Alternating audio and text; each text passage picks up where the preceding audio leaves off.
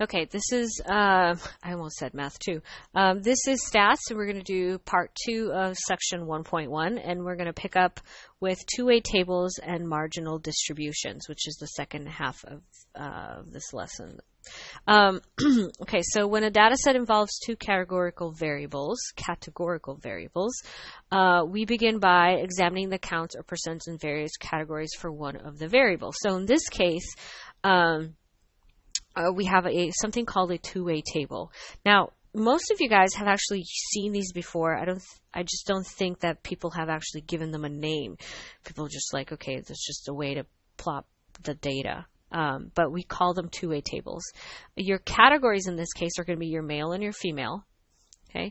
And then you also have almost no chance, some chance, 50-50 chance, good chance, almost certain. So in this case, so young adults by gender and chance of getting rich. So 4,826 young adults were asked, do you think are your chances of getting rich by the time you hit 30 years old? And this is the results that they got. So 96 females, so 96 individuals in this case, actually said there's no chance. 426 of them said there's some, so on and so forth. And 486 females were almost certain that they were going to be rich by the time that they were 30 years old, although a person's perception of being rich is probably a little different than everyone else's. I find that number exceedingly high. So what are the variables described by this two-way table? How many young adults were surveyed? So I pretty much just answered your question for you. There were 4,826 young adults surveyed. That is your total. And there's a way that you can check this. If you add up, okay, this entire column from 194 to 1083 and use it on a calculator, you should get 4826. If you add up these two here, okay, so 2367 and 2459, the bolded ones, you should also get 4826. Okay, in either case, the column over here and then this row down here where the totals are should add up to how many individuals, or how many young adults in this case. Okay, the variables in the two-way table, like I said, were male and female, and then you're also doing it by the chance, I guess. So all these categories here. So you should have three different types of variables here. A male and female, and then almost no chance, 50-50 chance, a good chance, I guess your chances, if you really want to call it that. All right. Now, two-way tables and marginal distribution. Marginal distribution is a lot easier to understand. Conditional distribution seems to be the harder one for everyone. So marginal distribution is one of the categorical variables in a two-way table of counts. Is the distribution of values that the variable among all the individuals described by the table. It's a really big mouthful, but it's really easy to do in practice. So note, percents are often more informative than counts, especially when comparing groups of different sizes, which is true. Sometimes it makes sense to say, 50% of something or 30% of something. You actually have a good idea, a better perception of that than just saying, 5 out of 10 people. How to examine a marginal distribution? Use the data in the table to calculate the marginal distribution in percent of the row and column totals. Make a graph to display the marginal distribution. So, I'm going to do this, and then once I do it, you'll be like, oh, it's a lot easier than it sounds. So here's how we calculate marginal distribution.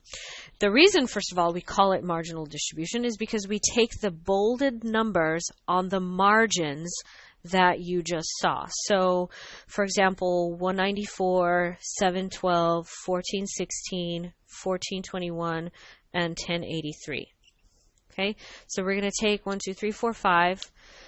Those are the margins, and we're going to use them. So we want 194, 712, and all those numbers.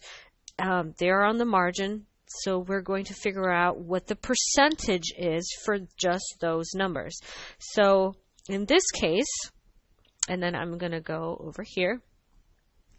Almost no chance. So 194 individuals or young adults out of 4826, that's 4% of them. So 4% of the sample, so 4% of your individuals out of the 4,826 people that you interviewed say there's almost no chance that they're going to be rich by the time they're 30.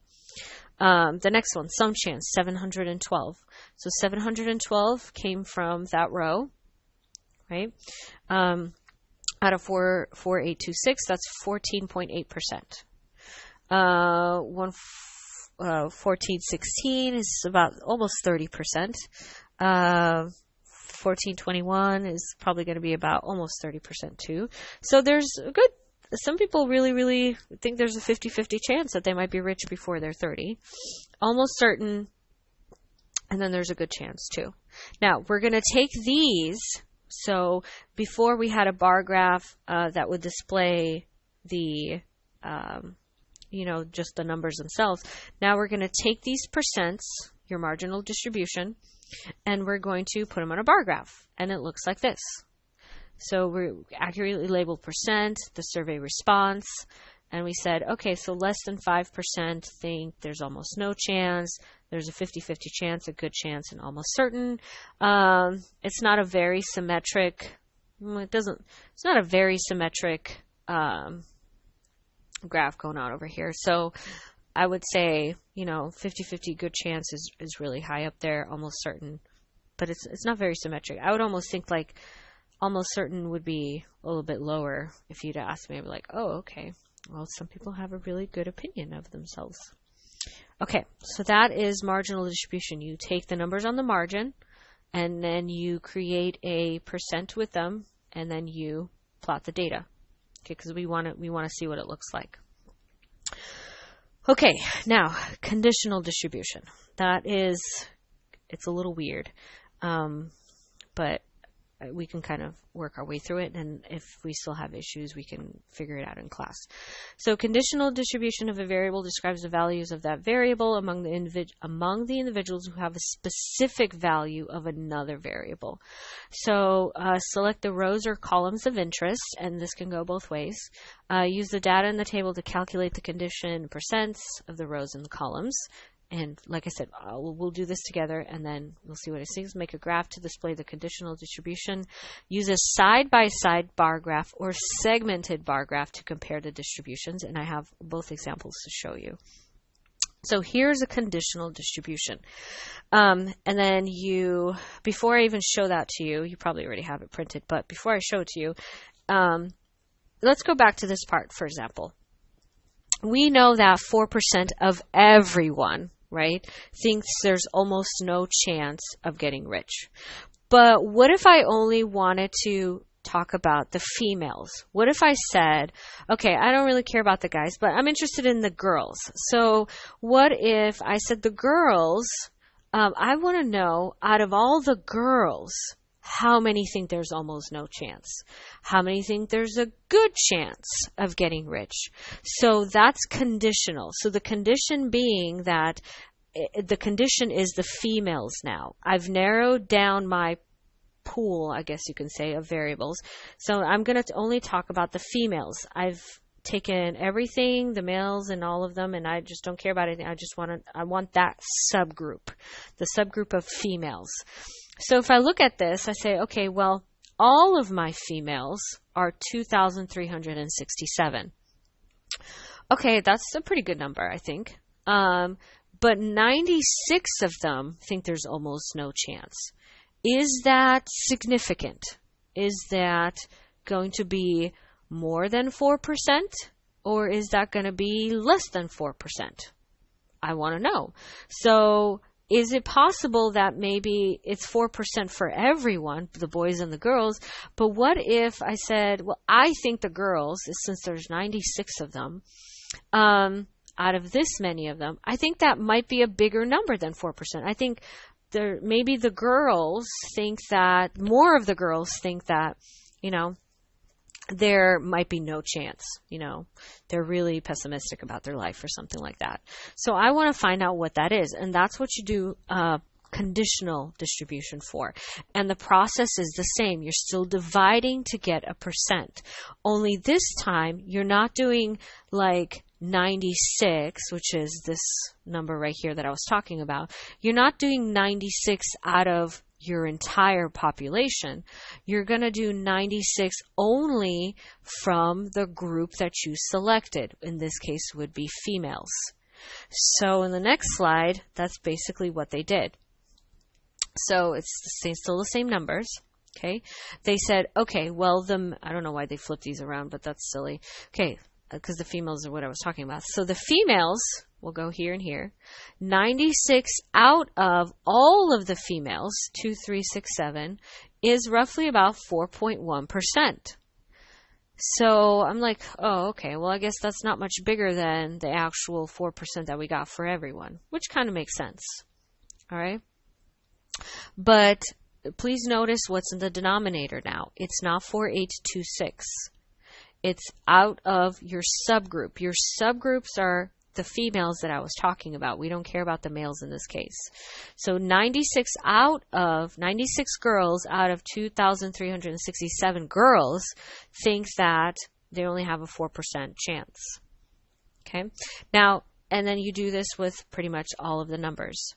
Now, if you want to talk about your subgroup of males, it's kind of the same thing, only now you have 98 guys out of 2,459 guys from right over there, and that's around 4%. So you take these percents and you do a segmented bar graph. Now, this looks a little funny. Not many people do it this way. It is not a topic that's typically given on an AP exam, the segmented bar graph, but you can kind of see what's going on with it. So you kind of understand what the differences are between the two. So they basically took all the percents, right? And they just kind of did everyone should add up to 100% for both categories. 4% is down here, 11.6% for the males is here, 29.3 is here. So the difference between here and here is about 29.3. That's about 30.8, and that's about 24.3. Now, this looks a little funny, and it's easier to see it when you actually have a side-by-side bar graph, which I'll show you in just a second because your book actually has a really good one. This one, okay? And it's actually the same numbers. This is on page 17 in your book, if you want to pause and go switch pages. So this is your conditional distributions that we just saw, right? And this is what a side-by-side, which is what most of you guys have seen before, side-by-side bar graph looks like. And this actually is much more helpful to see than a segmented bar graph that I just showed you. And all of a sudden you can see that, hey, these are about the same.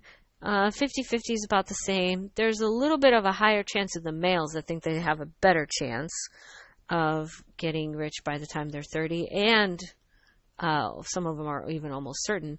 But this is actually pretty interesting. The females have some chance, a much higher percentage than the males for some chance, and could be obvious different reasons for those. So that is a side-by-side, right? And you saw it segmented. Now, the next part is association.